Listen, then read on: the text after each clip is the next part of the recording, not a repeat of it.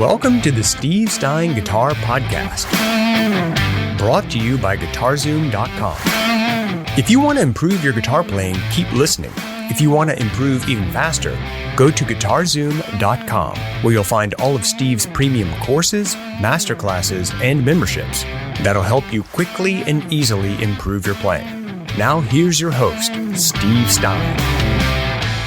Hopefully that helps you a little bit in understanding the process. Like, you know, if you need to go back and watch this, of course, it'll be, on YouTube and on Facebook and all kinds of places you can rewatch it. But when you got some time, I would love for you to write down some things and go, okay, so I need to assess my situation, right? I need to study my fretboard a bit more. I need more, practice on my technique. Because if I can't execute what I want to do with my fingers, even if my brain's telling me what to do, but my hands won't do it, that's something I need to work on. That's what, like this course, that's what Essential Techniques is all about, is developing those things so you use them when you choose to, when you want to use them. Because the last thing I'll say, and then we'll get to this, is be careful of complacency. Okay? You need to understand your music and your musical situations. You need to keep developing your creativity. You need to develop yourself outside your comfort zone. That doesn't mean today you're comfortable, don't be comfortable. It means once you establish comfort in whatever you're trying to do, you got to crack the shell. You got to crack that eggshell and move forward. That's how you keep getting better. Otherwise, every time you grab the guitar and play over any style of music or any jam, it sounds exactly the same. And I see this a lot with pentatonic. Like people will learn an element of pentatonic and then they'll go, oh my God, the rest of it just seems insurmountable. It seems like way too much work. So I'm just going to live here and I'm never going to leave this eggshell that I've built for myself. I'm not saying that that's bad. I mean, if you're happy in it, you never go, I want more, then you're okay. But if you want more, you got to crack that shell and go, okay, well, I need to add more. I need to step outside my comfort zone and maybe just add one new note. Take my pentatonic and just learn to add, a ninth in there or something like that. Just something, or a new way of doing my bending, right? I always do the same bends, but I need to learn how to, there's so many great ways of being able to manipulate the fretboard with bends and vibrato, and I just love that kind of stuff when I play.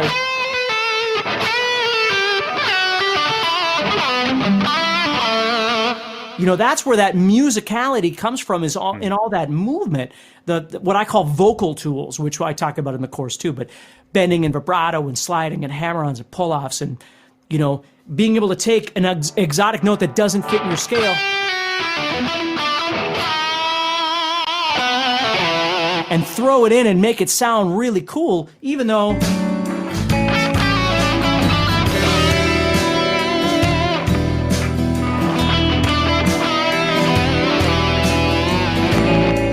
there's lots of really great ways that you can manipulate. It's not just about playing up and down a scale, you see? Dude, that sounds so amazing. Yeah, that's cool.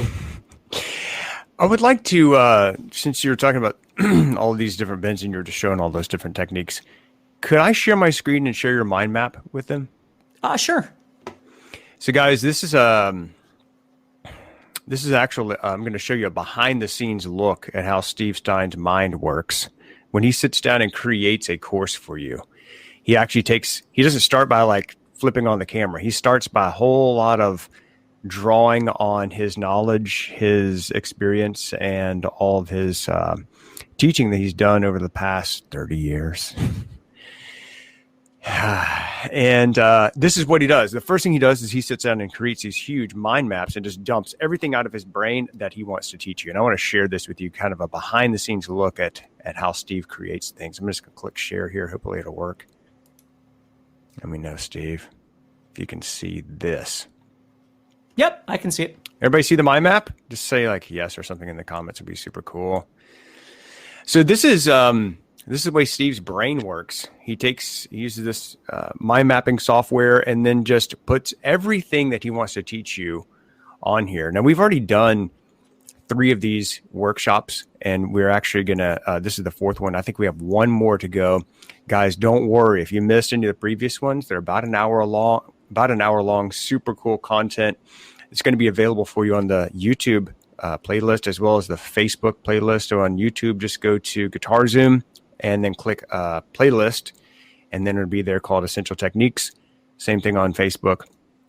It'll be there for you in a nice, tidy playlist on Essential Techniques. But this is the actual course content. This is what you're going to learn in the Essential Techniques course. So the very first thing that Steve talks about in this course is guitar setup and amp. After you get the introduction, but you got your guitar set up and your amp set up. Then you jump straight into chords, open chords, power chords, bar chords.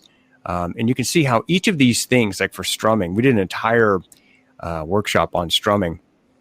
All these different techniques of scratching and figuring out. Actually, scratching is a great way to figure out if it's a straight or a swing rhythm.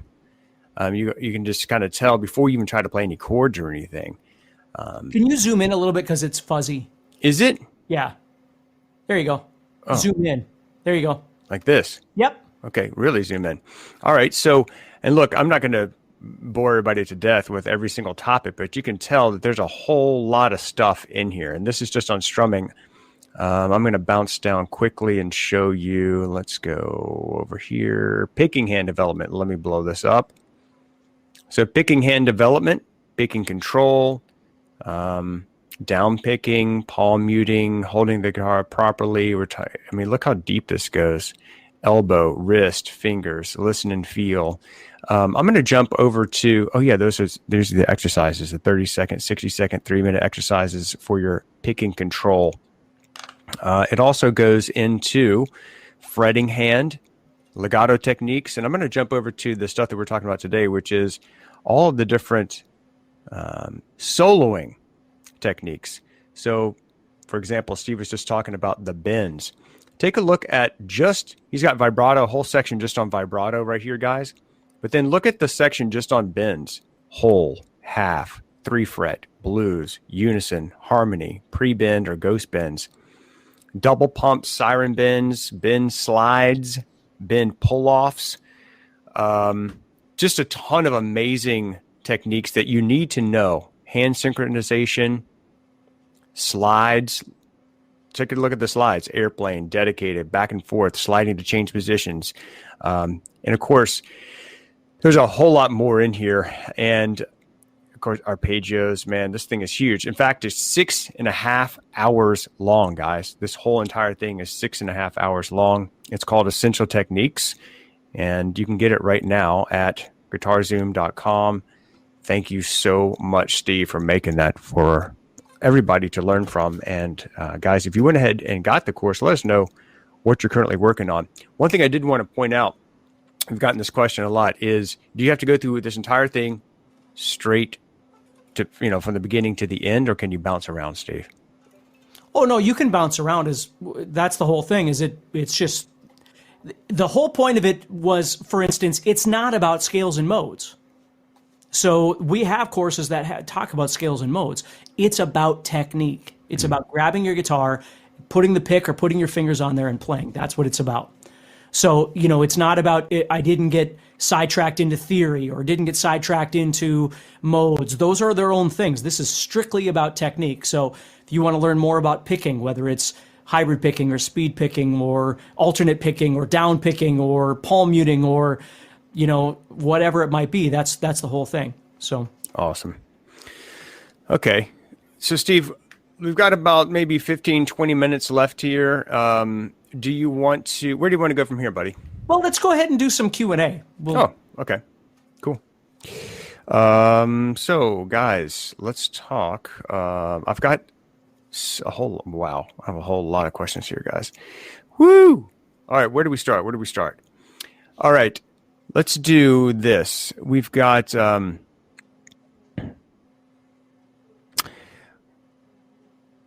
man, I'm trying to pick an easy one, Steve. A lot of these things are really deep. Yeah, and I'll just do the best. Just throw them out there. Okay. Nagato says he says, I'm way too comfortable with my major and minor pentatonic scales when I solo. And I guess the question is, how do you kind of get out of being stuck in major and minor pentatonic? Well, the easiest way that I found, as opposed to doing a hard turn to modes, is to do what I call pentatonic expansions. And I can't remember if these are in Fretboard Mastery, or I know it's in one of those, but I do what's called pentatonic expansions, which is subtly training your brain to take a minor pentatonic or a major pentatonic or whatever and add notes to it. And the notes that you're adding ultimately become modal anyway. They become diatonic, I should say. But it's a subtle way to move into it. So when you're playing, if you're doing like A minor pentatonic, you can take that A minor pentatonic and just learn how to add in one note, like the ninth. And immediately you hear it sounds less pentatonic, because a pentatonic scale always has its smallest interval is a whole step. So everything always sounds like you're jumping. It's very big. When you learn to add in a simple note, like just one note, and it's called the ninth, but again, without getting all hung up on what is a ninth and the history of the ninth, you just learn how to use it.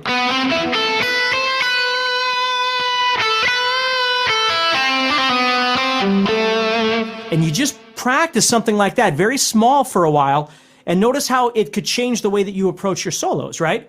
When you go to solo, when you play pentatonic, everything's going to have that kind of pentatonic bluesy sound to it. When you add in one note, you get a lot of different options out of that. So that's an easy way of moving out of your pentatonics, is simply learning how to expand them subtly by adding in notes. And then once you've added in those notes, then if you start studying modes or something like that, you're going to go, oh, well, that makes sense. I've already been doing that. Love it. Matthew Hudson says, if, say, I'm using the key of C, would I be correct in soloing using the relative A minor? Say that one more time. If I'm using the key of C, Yep. would it be okay to use relative minor, A minor? Well, they are one and the same.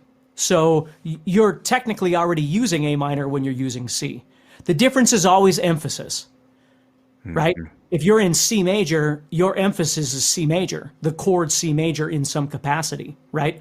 If you're in A minor, your emphasis is over the A. That's why oftentimes when you're playing in a song, you might have a C chord and an A minor chord in there. You're not switching keys, right? It's all one and the same. It's just, if you think about it as, when I'm on the C chord, I'm emphasizing an element of C, and when I'm on A minor, I'm going to use those same notes. I'm just going to emphasize some element of A minor. Right. And that some element could be a root or a third or a fifth or a seventh or a ninth. I mean, it could be all kinds of different things. But Buffalo Bill says, when should I do release bends? when should you do release bends? I'm not That's sure the what question. you mean by a release bend. I'm not sure what you mean. If you can elaborate on that, I could maybe answer that a little bit better. Let's see. Travis Ryan says, hey, Steve, armed with all the techniques and abilities, where does the core spontaneous idea or tune come from in your head? Usually, for me, it comes from whatever mood I'm in or whatever music I'm listening to at that point. So that stuff inspires me huge to write, or my soloing style or whatever is whatever kind of I'm in the mood of at that point. Gotcha. Cool. Let's see. Can you jump in on the E minor or A major anywhere on the fretboard where E minor or A major are found to get different feels? Well, if you move around the fretboard, it's not necessarily going to change the feel. It's just going to change the register, right? But you could jump in. I mean, for instance, if you knew E minor down here, and then you played A major right here,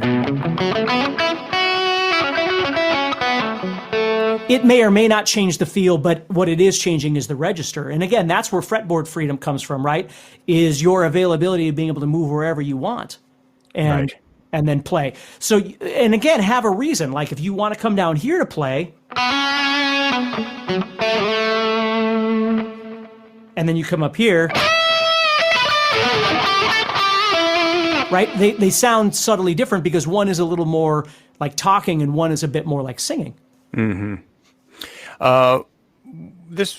Jack actually says, when phrasing, do you imagine a conversation between more persons? I think the question is like between two people.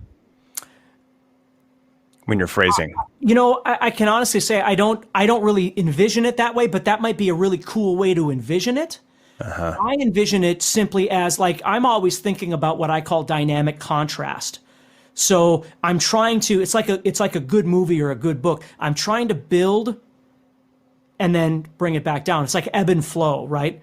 I'm trying to bring it up and then bring it down and bring it up and bring it down. That's how I always think about it. Like good solos to me are always ones that build to excitement in some level. That doesn't mean fast. It doesn't mean loud. I don't know what it means. It just means they've got to build. So I'm always thinking about dynamic contrast, loud, soft, high, low, fast, slow, those kinds of things to try and make the solo sound a little more interesting.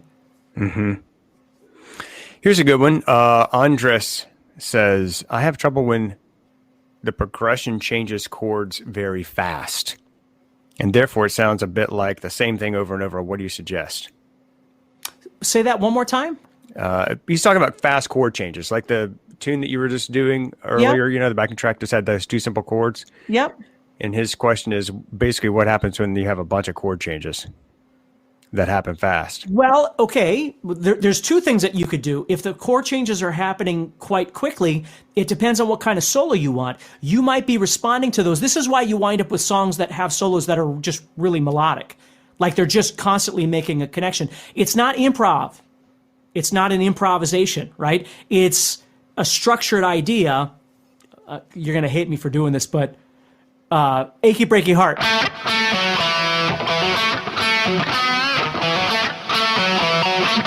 Right? And I know that's awful, but it's just directly making a connection to the chord, and that's all it's doing. It's serving the song. When you have a lot of chord changes, sometimes you have to simply serve the song. The other thing that you could do with a lot of chord changes is you could bypass some of those chords and make it more spatial. So you're not concentrating on every single chord change. You're just picking the ones that seem like that need to be connected to. Mm-hmm. Because sometimes when you play, you don't make constant connections, right? If I was playing this thing and I'm really in a zone, right? Let's say it's a little bit later in the song. So I'm doing something like this. And I'm going...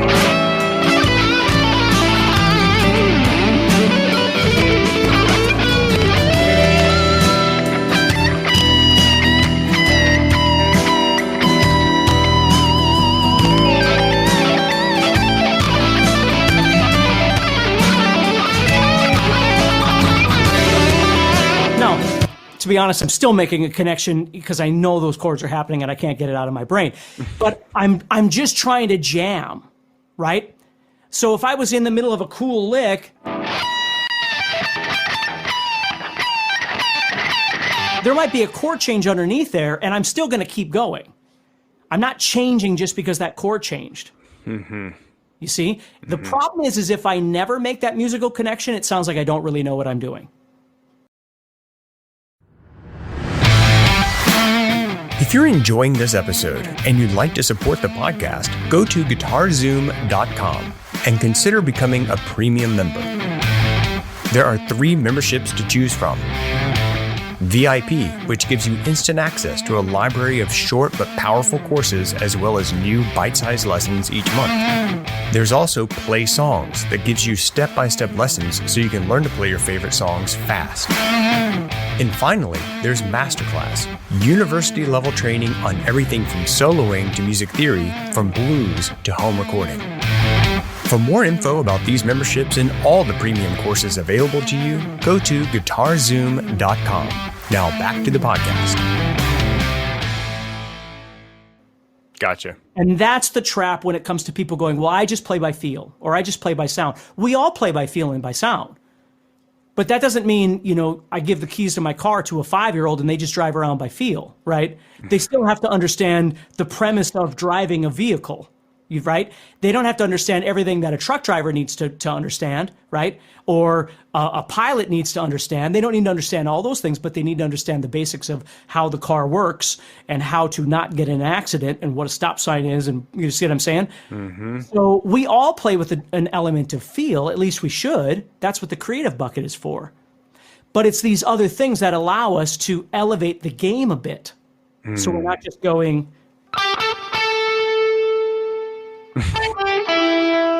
right? Yes. We want to do more than that. There might not be anything wrong with that little thing. But if that's all I do for my solo, it probably isn't going to be very exciting for me or for anybody that's listening, you see? That's right. So And that's the whole point of this Essential Techniques course, by the way, guys, is once you have these foundational tools, like tools in a toolbox, these techniques that you have mastered, that's why we call them, that's why Steve called them the essential techniques for every guitarist. Once you have these essential techniques down, then you can go and be a much better country guitarist, classical guitarist, reggae guitarist, jazz, metal, pop, rock, anything in between. But it doesn't make it. A bend is a bend is a bend. It doesn't matter what style of music you might be playing. You still have to be able to execute the bend properly with the proper technique. Okay, that's why this thing is called Essential Techniques. It's a universal course that, regardless of what you're interested in or where you're at currently in your guitar playing, you can take. And once you master these things, you can go any direction you want. It's the analogy that Steve was giving about like probably people who learned how to fly jet airplanes first learned how to drive a lawnmower or a tractor or a, you know what I mean? Or a car. You got to learn this stuff first before you can ascend to, those other things. Yeah, and that's really important to understand is that in my world, especially with teaching, it's not about whether you're the smartest or the fastest or, if you love playing a certain style of music and you don't need, modes or something like that. There's nothing wrong with that. As a matter of fact, if you are happy with the way that you play right now, then you're perfect. You're fine, right? Everybody doesn't need to keep moving up the ladder. Everybody doesn't have OCD like I do, right? But what I'm saying is if you find that there's things that you don't like about your playing, it's okay to fix them. And there's a way, there's a method to being able to fix the problems that you might be having. But if you're I think about that all the time, like somebody that maybe doesn't know all of their scales or doesn't know all their theory and they're playing and just having fun and they're enjoying what they're doing, do they need to? Here's a story I always use, is I had this student once that used to come to me back in the 90s. He was a punk student. All he did was learn old school punk tunes, right? So almost everything was like 1-4-5 over and over and over. And I kept trying to interject to him, look, if I teach you a little bit of theory, you could learn all these songs on your own. And he's like, I don't want to learn theory. I just want to learn these songs and I want you to teach them to me. And he was perfectly happy with that methodology. Right. So what? Right? I mean, he enjoyed himself. That was the most important thing. But what I'm saying is if there are things that are missing, that's when you got to try and look and go, well, how do I break the eggshell and move forward, Yes. Love it. Let's take another quick one here. Vincent says, what is better, to think first and then do it, or only flow with the fretboard freely and play? I don't think I can answer that. I think it's different because there are times where you're going to find yourself in a musical situation that's less comfortable than you're used to, and you're going to have to do some thinking. Yeah. Right? I mean, if there's chords that are outside the key or it's a style that you're not used to, like somebody throws you a jazz tune or, something with stacked chords that involves more than just a simple pentatonic, you might have to think more. It just kind of depends. Doug Smith, and I think Doug's actually a student in the Facebook group for Essential Techniques. So thank you, Doug. Doug has a question, though. It's overlapping the major minor blues. Can you give an example of that? Overlapping the major minor blues? Scale, yeah. Yeah, I got a really good one for you. If you've never seen me do this, then it probably won't be that exciting for you. But, I didn't mean to get rid of the... No, go ahead. But basically what you do is you take your minor pentatonic. Let me turn this off here. Okay? And then you take your major pentatonic. If you take that second position, what I call it, of major pentatonic, and you play that at the same time as the minor pentatonic, and what you do is you pick certain notes out of each one of those and play them together. So for instance, I could play, on the fourth string, I'm going to play 4-7, and then 5-6, and then 5-7, and then 5-8. And what I'm doing is I'm taking notes of the major and minor and I'm sticking them together. And you get that kind of sound. And you get this real cool kind of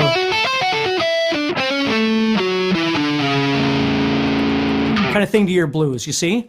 So there's some really cool ways that you can mix those together. See, when I was a kid, I always thought you played minor pentatonic. And again, I've seen other people say this, but my teacher said you play minor pentatonic over the 1 chord, and then you go to major pentatonic over the 4 chord. And like, this was a written rule that he explained to me. So every time I would try to play blues, I'd play A minor pentatonic over A. And then when I go to the D, I'd go to A major pentatonic, never even thinking that I had an option of doing something else. And that's how I grew up thinking blues was played. And it wasn't until later that I learned that, like, you know, Clapton and Hendrix and Page and all these guys, it was the combination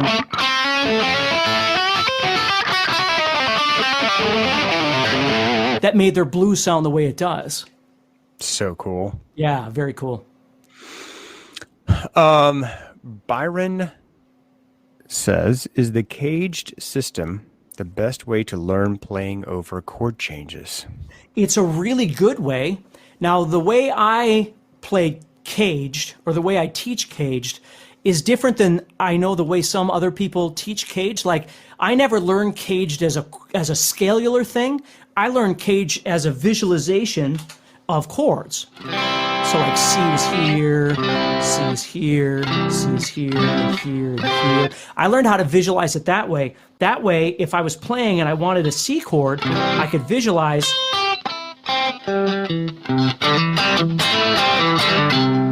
And it worked for like comping, like when I would play stuff like that, right? I would do things where I could. So if I was playing in, well, let's just say an A major, right? I could comp over that A.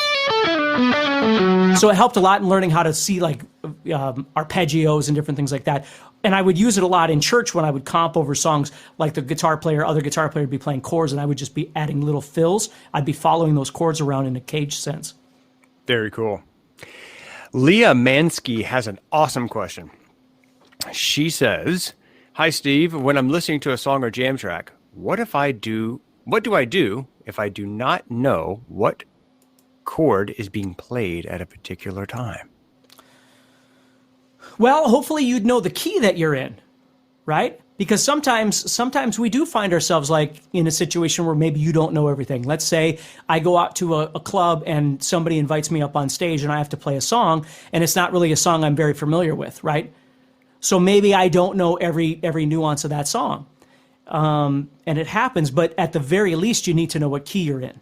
And here's where pentatonic shines. Pentatonic is always great when you have questions about what to do, right? If you're not exactly sure what you should be doing, pentatonic solves that problem because it eliminates the notes that can cause issues.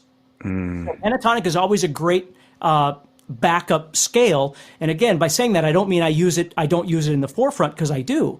But when you're in a situation where you're not exactly sure, it's always great to default back to pentatonic until you've got time to go back and reassess and go, well, what am I going to do with that chord? Or what is that chord, right? Right. That's what practice is all about. Sam Stamos asked a great question too. He says, when creating a solo, how often do you feel like you're coming up with something that you've never heard before? I'm sorry, I totally butchered that. Okay. When creating a solo, how often do you feel like you're coming up with something that you've already heard before? How do you get around that? That's a tough one. It's really hard to That's a good question. that doesn't sound like something that's already out there. Here's the way I've always tried to explain it with songwriting, for instance, is that it isn't just the riff. Like, if you find a riff that you like, you look at like, right, and then you've got like,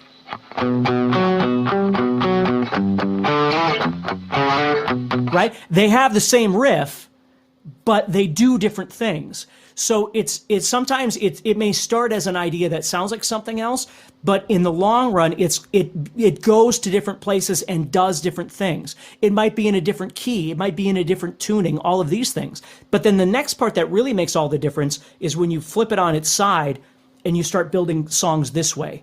The next guitar part, the bass part, the drum part, the vocal part, all of these things become something completely different. So it might have been a spark that came from an idea from a song, but it becomes all these other things as you build out this way, and certainly as you build this way, if that makes sense.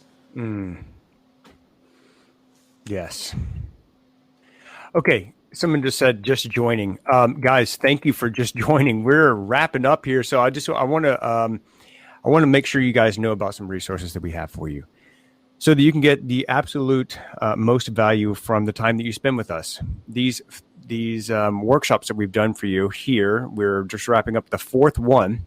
It's on creative soloing, and everything that we've talked about today, and all these workshops is about essential techniques that you need to know as a guitar player in order to take your playing to any level you want, regardless of your particular style of music that you like.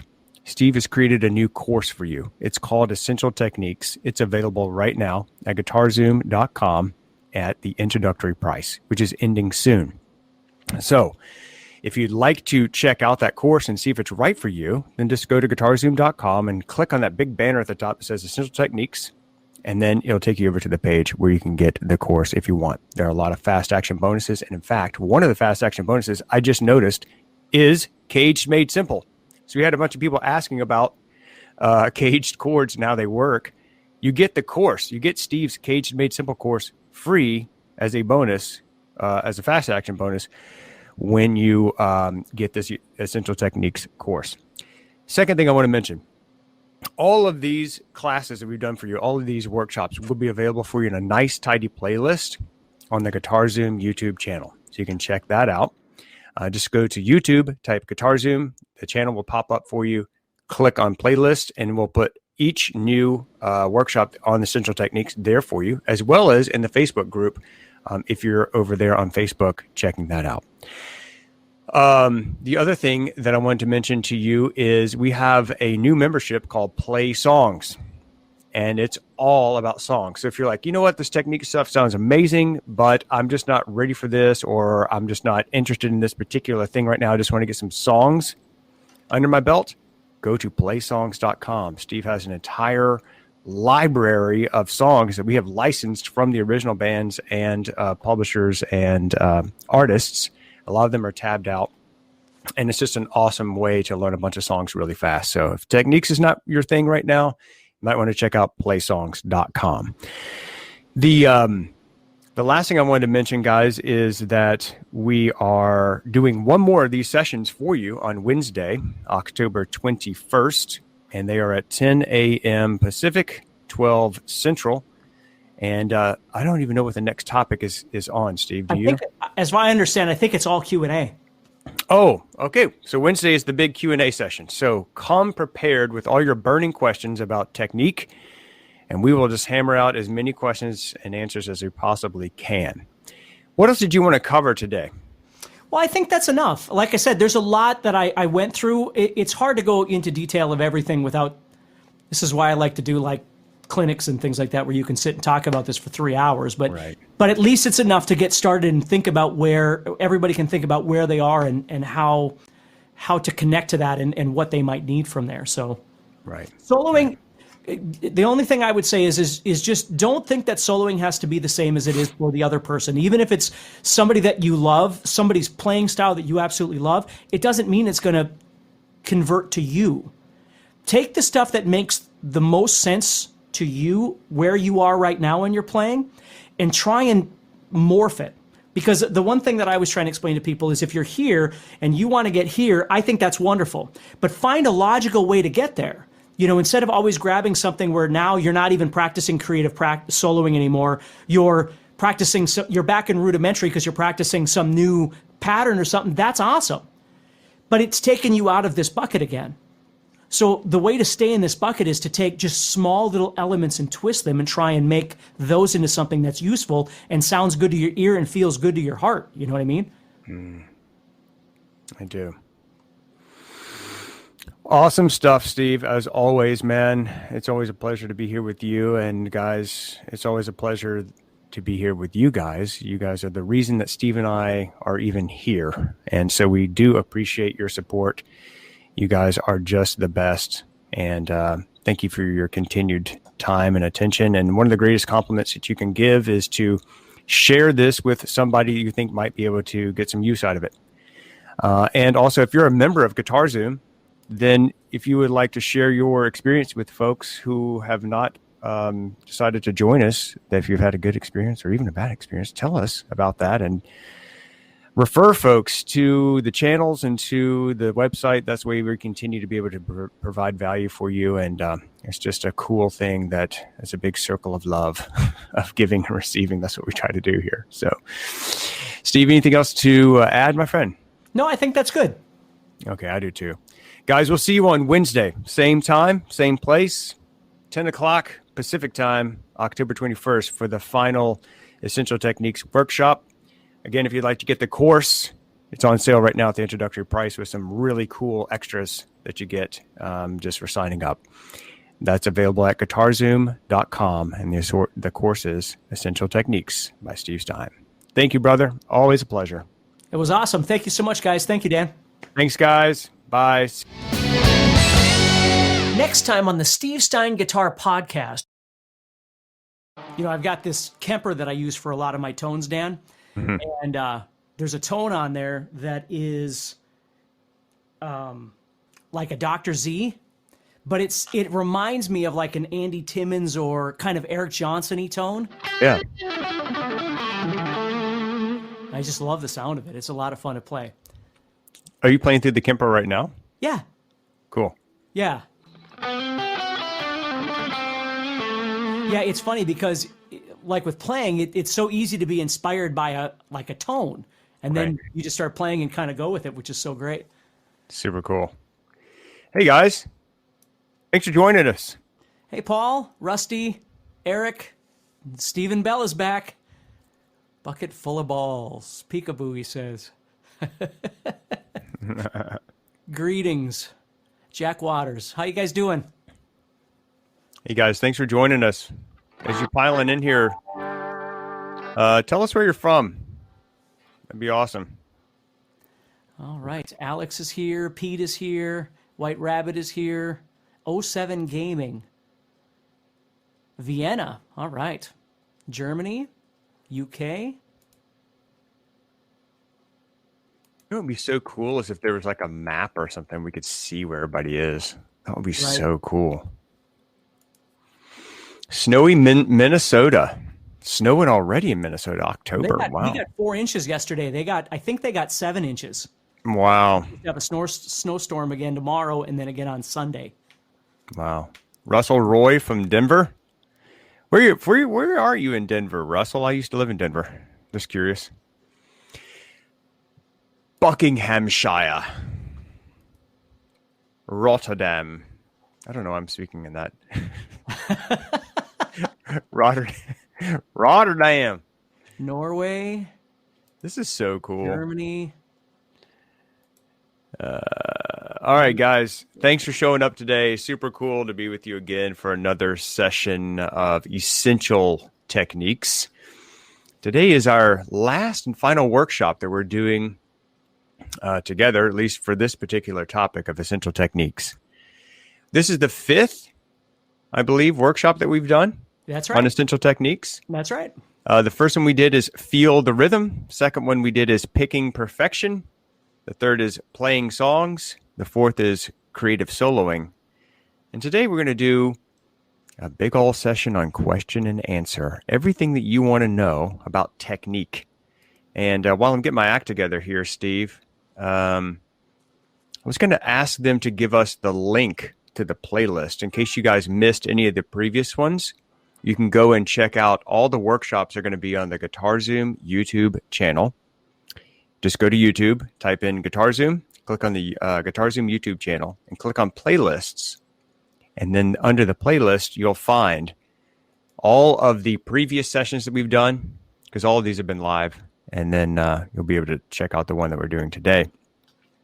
Guys, if you want to learn essential techniques, if you want to improve your playing on a fundamental level, and regardless of what style you are, and really regardless of what your current skill set is, Steve has a new course for you. It's called Essential Techniques by Steve Stine, and it's available at guitar-zoom.com.